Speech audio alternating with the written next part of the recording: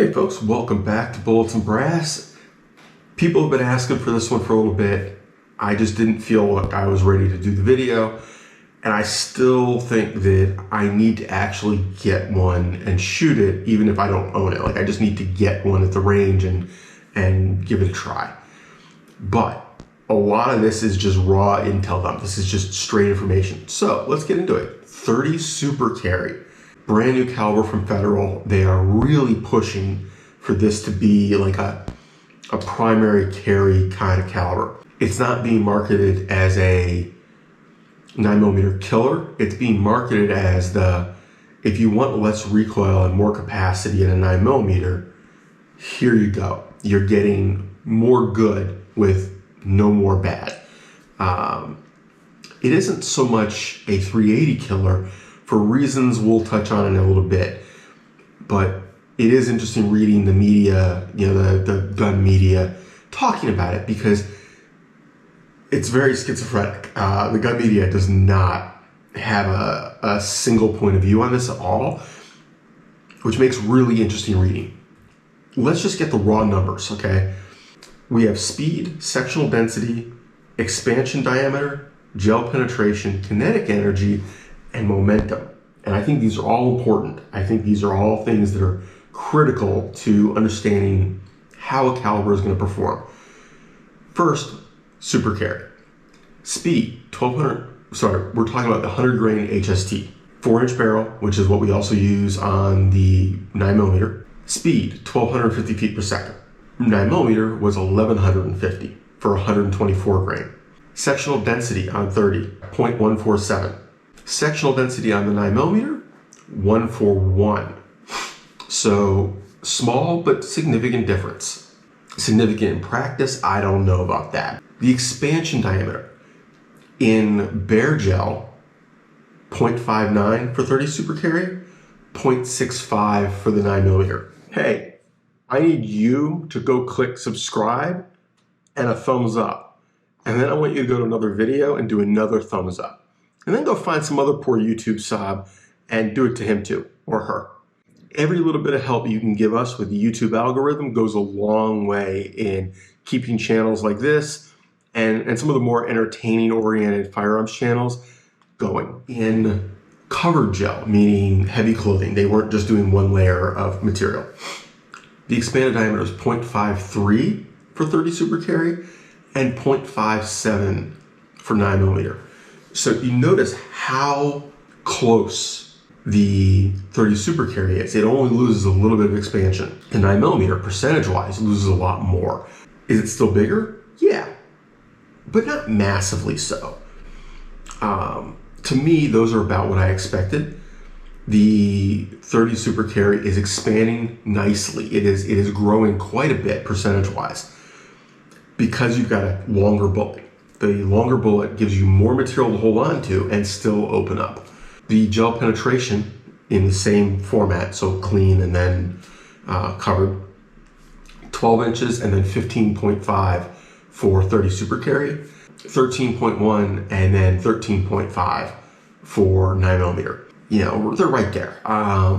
12 inches to 14 inches is considered kind of ideal, and they're right there.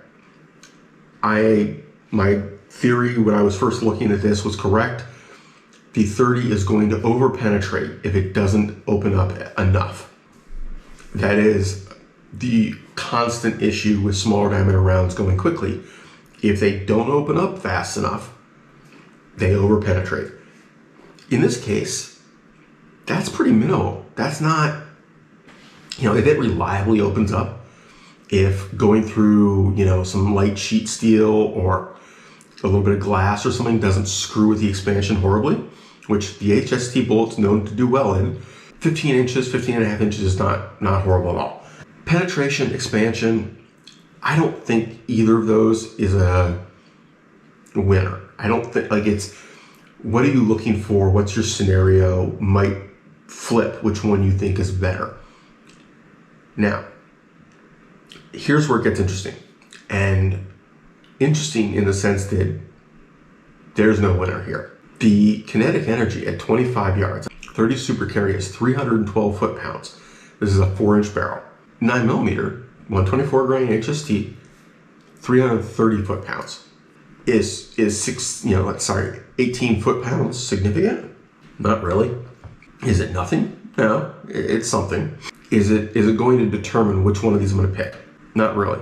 Particularly when you start looking at those penetration tests, I really think that you've got to look at the whole package. And we're going to get back to whole package. It just, jokes aside, it's the whole package that is a winner, not in the individual stat. Momentum is where it gets a little different. Momentum, I expected this to not do well, and I was correct. It isn't horrible, but it's not great. And what that boils down to is the mass. You have a bullet that is 25%, 24% to be fair, 24% heavier.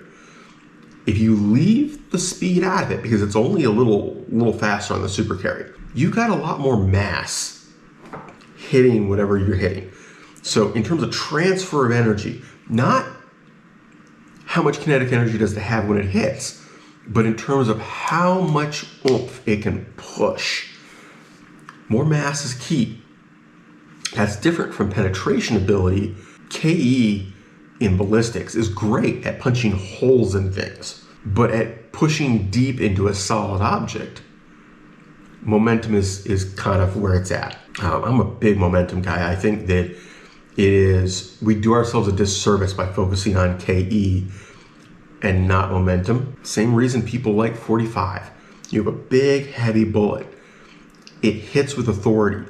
If everything else goes wrong, you still have a big, heavy bullet. If you have a small, fast bullet, if something goes wrong, you either punch a nice, neat little hole and you don't do a whole lot of damage, or it doesn't make it deep enough into the target. That was my cat doing something stupid. I have no idea. By the way, that is why when you shoot steel, when you hit it with a small light bullet, you get this like tink kind of sound. And when you hit it with a bigger, heavier bullet, even if the actual math works out the same, the KE or the momentum is similar, when you hit, you get this ka-thunk with the slower round.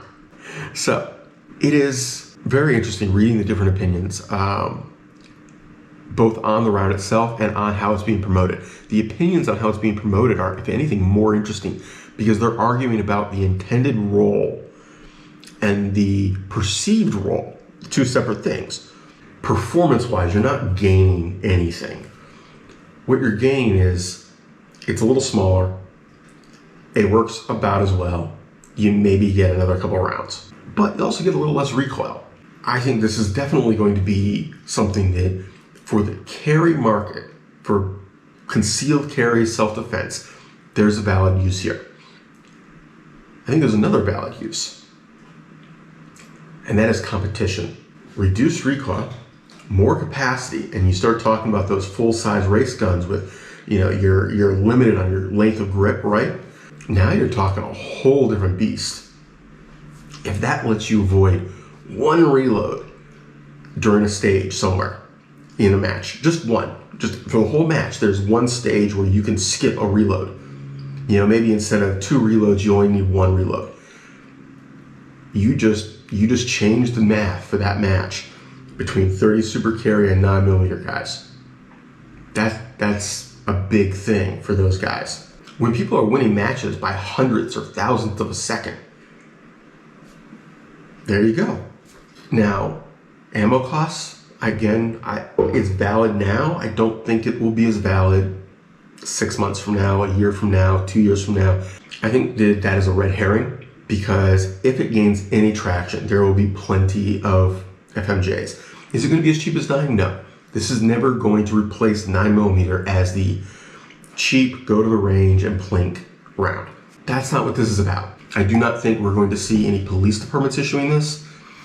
I think that it may be considered an option for their backup gun. It may be, on departments that have a list of approved off-duty guns, it may be approved. I think at least in concept, this has potential. Like I've said, in its niches, which are big niches, There is a lot of potential here. If you look at the overall package of what you're getting, if you're rating it as a, how does this compare total for user experience in the modern environment?